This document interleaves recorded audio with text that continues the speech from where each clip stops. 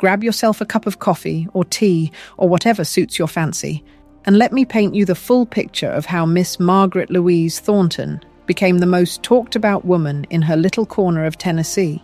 Now, Margaret wasn't always the steely-eyed strategist we're going to talk about today. No, for most of her life, she was just a regular woman doing regular things. She married her sweetheart Robert back in 1972, fresh out of high school, when gas was 36 cents a gallon, and people still left their doors unlocked at night. Robert was a hard-working man, started out as a mechanic at the local Ford dealership, and over 40 years, he built that into his own auto repair empire. 3 locations across the county, if you can believe it. Margaret, she was right there beside him every step of the way, raised their 3 kids, Daryl, Susan, and little Tommy, while also doing the books for Robert's business. She'd be up at 5 in the morning packing lunches, then spend her afternoons reconciling invoices and managing payroll. That woman worked harder than anyone gave her credit for, and she did it all with a smile on her face and supper on the table by 6 o'clock sharp. But here's the thing about Margaret that most folks didn't know. She was smart. Not just regular smart, mind you, but the kind of smart that comes from paying attention when everyone else thinks you're not watching. She noticed things. She remembered things. And most importantly, she never let on just how much she understood about the world around her. Robert used to joke that marrying Margaret was the best business decision he ever made. That woman's got a mind like a steel trap, he'd tell anyone who'd listen. I just fix the cars. She's the one who built the business. And it was true. Every expansion, every smart investment, every decision that turned their modest little shop into a thriving enterprise. Margaret was behind it, but she never needed the credit. She was happy to let Robert be the face of things while she worked her magic behind the scenes. Before I go on, I'd love to know where you're listening from today. Drop it in the comments, won't you? And if you're new here, hit that subscribe button. It's free, and honestly, it really does help us keep making more of these stories for you. Now, where was I? Oh yes. So Robert and Margaret, they had themselves a good life. A real good life. They paid off their house by the time they were 50, put all 3 kids through college, and even managed to sock away a pretty penny for retirement. By the time Robert decided to sell the business in 2018, they were sitting on a nice little nest egg, somewhere in the neighborhood of $2 million, plus the house, plus Robert's pension, plus Social Security. Not bad for a mechanic and a homemaker from small-town Tennessee, wouldn't you say? But here's where things start to take a turn. Robert, bless his heart, he started getting sick about 3 years ago. Started with him just being tired all the time, forgetting little things here and there. Margaret, she knew something wasn't right, so she dragged him to the doctor. You know how men are about going to the doctor. And that's when they got the news. Alzheimer's. Now, I'm not going to dwell too long on this part, because it's sad, and this isn't meant to be a sad story. But I will tell you this. Margaret took care of that man every single day until the end. She hired help when she needed it, sure, but she never once considered putting him in a facility. He took care of me for 50 years.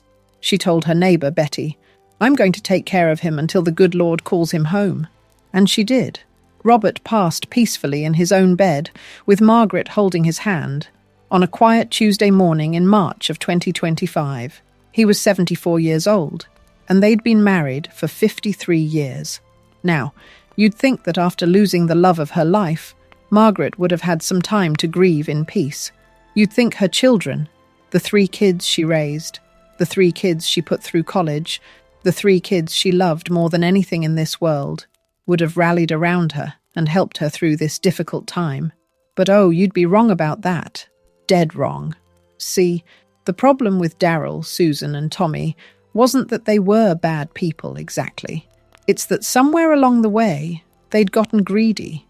They'd seen their parents' success, and instead of learning the value of hard work, they'd just come to expect things would be handed to them. Daryl, the oldest, he was 51 years old, and had never held a job for more than 2 years at a stretch. Always had some scheme or another going, some get-rich-quick plan that never quite panned out.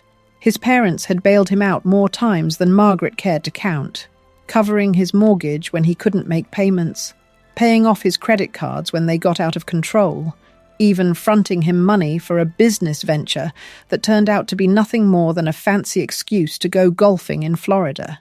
Susan, the middle child, she was a bit more put together on the surface, had a nice house in the suburbs, drove a fancy car, sent her kids to private school.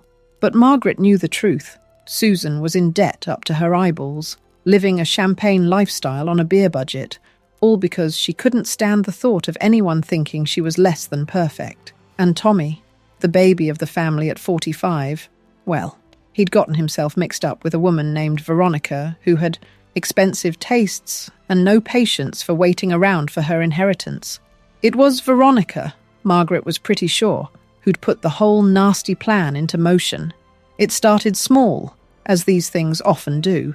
About 2 weeks after Robert's funeral, Darryl showed up at Margaret's house unannounced with a stack of papers and a slick smile on his face. "Hey, Ma," he said, settling himself down at her kitchen table like he owned the place. "How you holding up?" "I'm managing," Margaret said, pouring him a cup of coffee she hadn't offered. "What brings you by?" "Well, I was just thinking, you've got a lot on your plate right now. What with Dad's affairs and all, I figured I could help you out, take some of the burden off your shoulders." Margaret just looked at him, waiting. "I was thinking maybe I could take over managing the finances for you. You know, handle the bills, the investments, that sort of thing, just until you get back on your feet." Now, a lesser woman might have been touched by this offer, might have thought her son was just trying to help, but Margaret, she'd been watching her children for 50-some years, and she knew the look in Darryl's eyes. That wasn't concern, that was calculation. "That's very kind of you, honey," she said sweetly, "but I think I can manage just fine." Darryl's smile flickered, just for a second. "Well, sure, Ma, but you know, you're not getting any younger, and finances can be complicated. Wouldn't you feel better knowing someone was keeping an eye on things?" "I've been keeping an eye on things for 50 years, Margaret said. "I think I've got the hang of it by now." He left that day empty-handed, but Margaret knew he'd be back. They always came back. And sure enough, over the next few weeks, all 3 of her children started circling like vultures around a dying animal. Susan called to suggest that maybe Margaret should think about downsizing, maybe moving into one of those nice senior communities where she wouldn't have to worry about maintaining such a big old house. Tommy's wife, Veronica, sent over a lawyer, a friend of hers naturally, to help Margaret get her affairs in order. And every single one of them, at one point or another, asked about the will. "Have you and Dad thought about what you want to do with the estate? You know, Ma, it might be easier if you just transferred some assets now. Avoid all those probate hassles later. I'm not trying to rush you, but Tommy and I are trying to plan for our future, and it would really help to know what we might be looking at." Margaret listened to all of it, nodded politely, said she'd think about it, and all the while she was watching, taking notes, and getting madder than a wet hen. Now, I should mention at this point that Margaret wasn't completely alone in all this. She had her neighbour Betty, who'd been her best friend for 30 years, and who could smell a rat from a mile away. She had her granddaughter Emma, Susan's oldest, who was the only one of the grandchildren who seemed to have inherited any of Margaret's good sense. And she had Arthur Pemberton, her and Robert's lawyer for the past 20 years, who was more than happy to help Margaret with what she had planned. "Are you sure about this, Margaret?" Arthur asked when she laid out her strategy. "It's a big step, Arthur," Margaret said. "Those children of mine are trying to steal everything Robert and I worked our whole lives for. They think I'm just some dotty old woman who doesn't know which end is up. Well, I'm about to show them just how wrong they are." Arthur smiled. "I always did like you, Margaret." So here's what Margaret did, and I tell you, it was brilliant, just absolutely brilliant. First, she let slip to each of her children, separately, mind you, so they couldn't compare notes, that Robert had taken out a secret life insurance policy years ago. $2 million, she told them, set to pay out to the family 6 months after his death. "I'm not really sure what to do with it all," she said to Darryl, playing up the confused old lady act. Maybe you children could help me figure out how to divide it fairly? Well, you can imagine how that went over.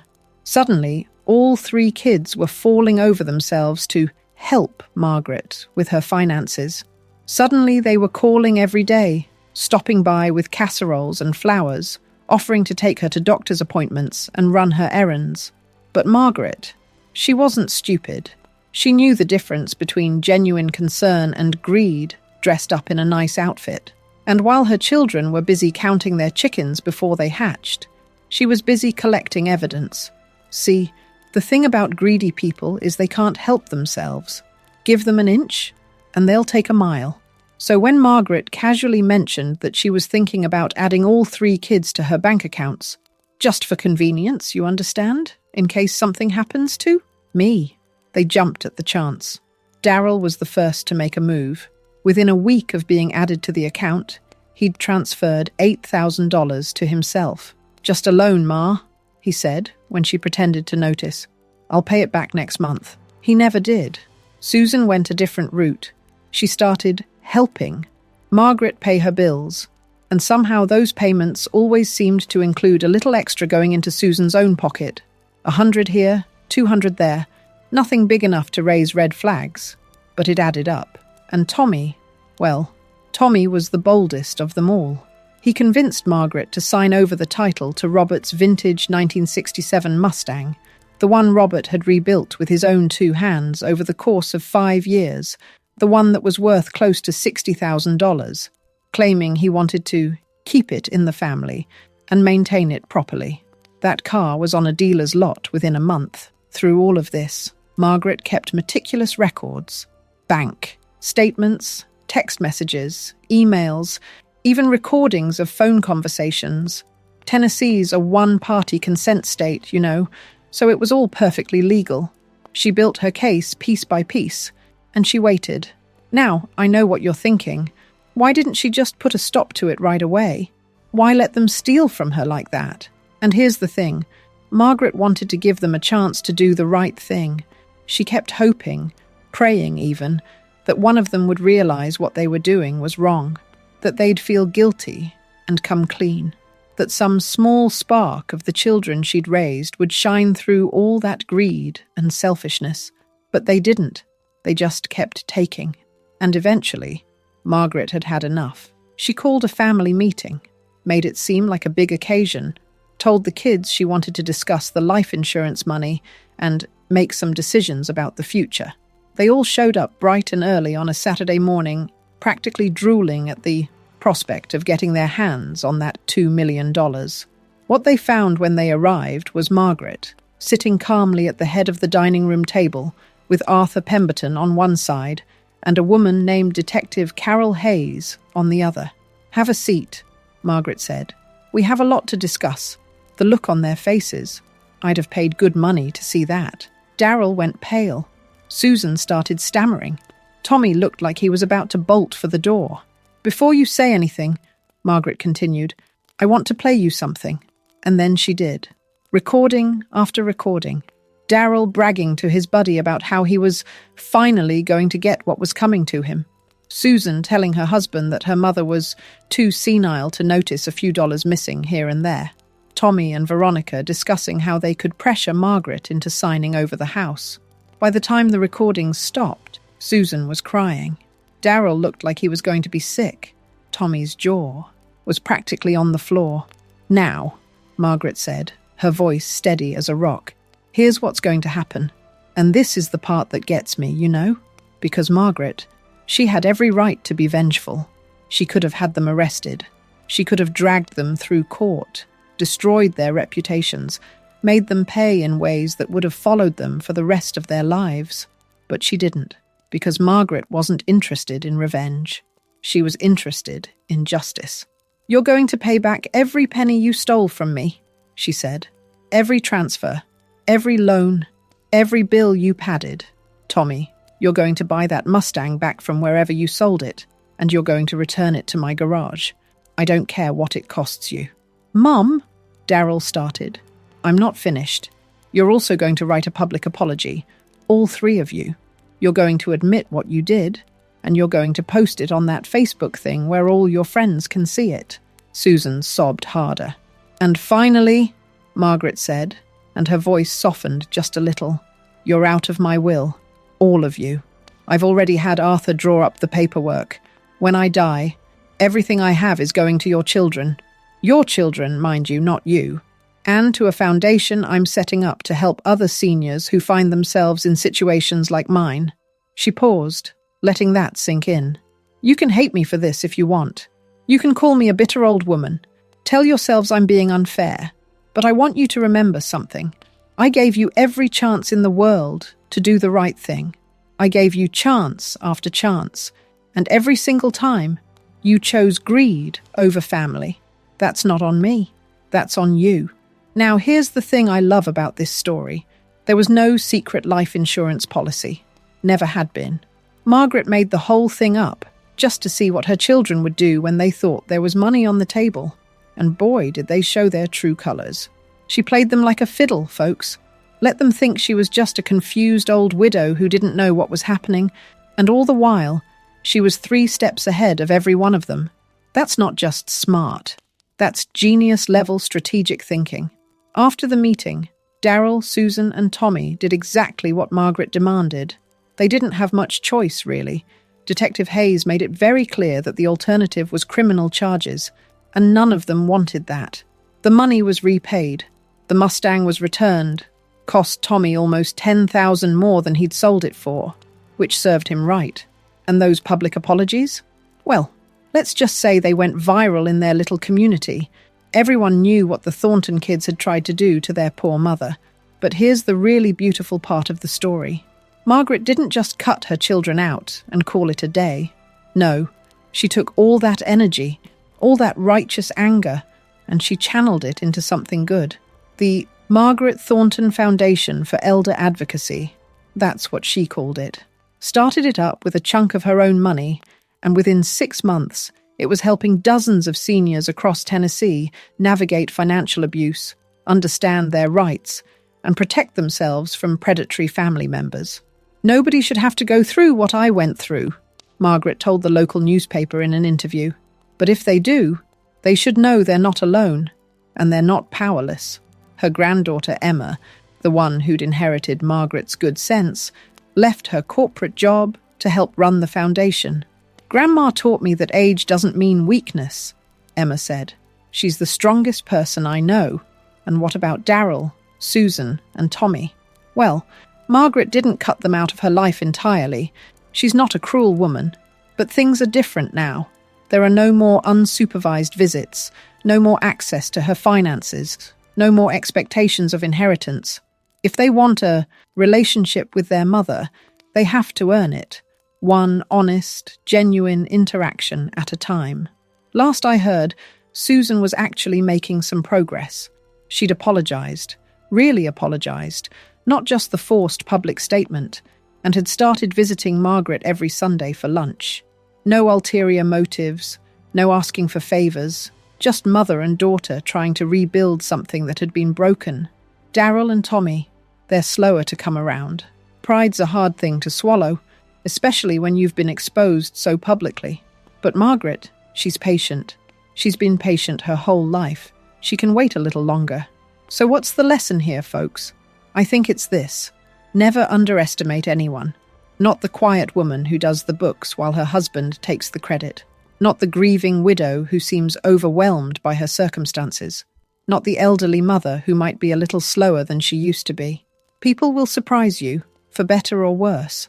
Margaret's children surprised her with their greed and their willingness to steal from their own mother. But Margaret, she surprised them right back.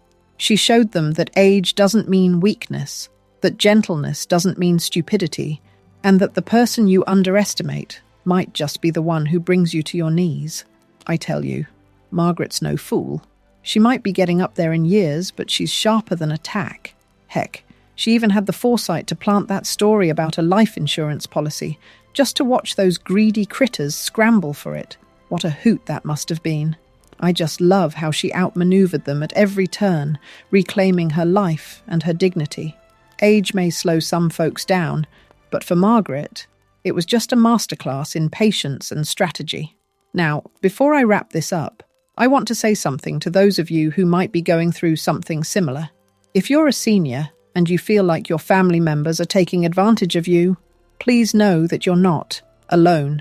There are resources out there, lawyers who specialize in elder law, organizations that can help you understand your rights, even foundations like the one Margaret started. Don't let anyone make you feel like you're too old to stand up for yourself. Don't let anyone convince you that you should just go along with things to keep the peace. Your money is your money. Your dignity is your dignity. And you deserve to be treated with respect, no matter your age.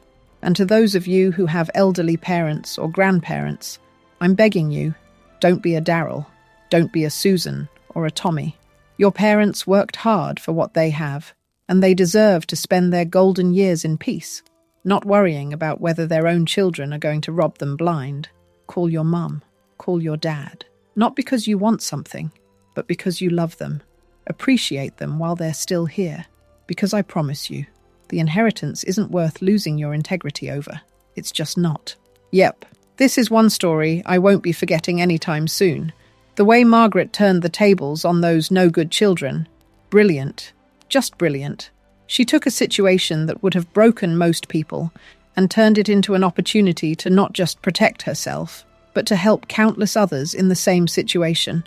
That's the mark of a truly remarkable person, don't you think? Not just surviving, but thriving. Not just getting justice for herself, but creating something that will help people long after she's gone. I'm real glad she got her happy ending. Margaret Louise Thornton, 73 years old, widow, mother, grandmother, and absolute legend.